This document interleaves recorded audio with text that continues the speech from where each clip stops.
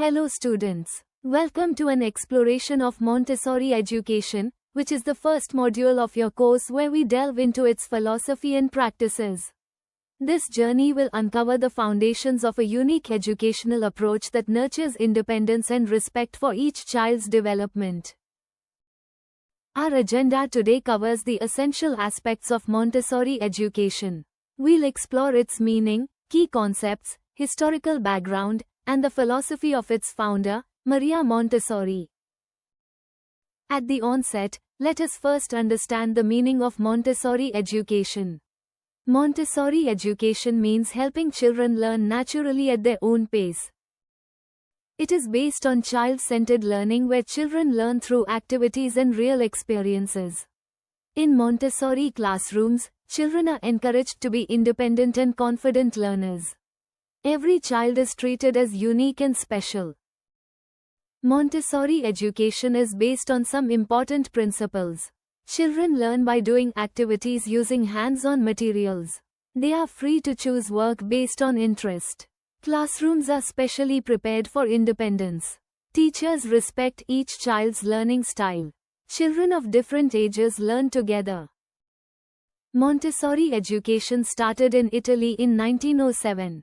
Dr. Maria Montessori opened her first school called Casa di Bambini, which means children's house. She developed this method by observing children carefully.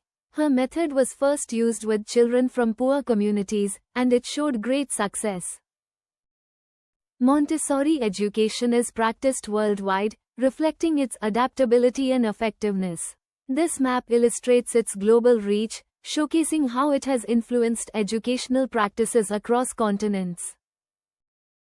After success in Italy, Montessori education spread to Europe, then America, and later to Asia. Today, Montessori education is used in more than 100 countries.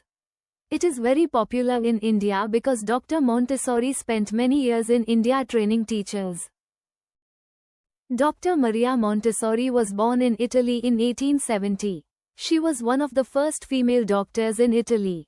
She was also a scientist, educationist, and child psychologist. She believed education should support natural child development. Dr. Montessori believed that children naturally love to learn. She believed children should have freedom with discipline. Teachers should guide children, not control them. She believed early childhood is the most important stage of life. Her famous idea was, follow the child. Maria Montessori once said, "The child is both a hope and a promise for mankind." This quote encapsulates her belief in the potential and promise of every child, a cornerstone of her educational philosophy. Here we see child-centered learning in action, where children engage with materials that foster exploration and creativity. This environment supports their natural curiosity and development. Comparing Montessori and traditional education reveals distinct differences. Montessori allows children to learn at their own pace, while traditional education follows a fixed curriculum with teacher guidance. Let's try to understand further. In traditional education, the teacher talks and children listen. All children learn the same lesson at the same time.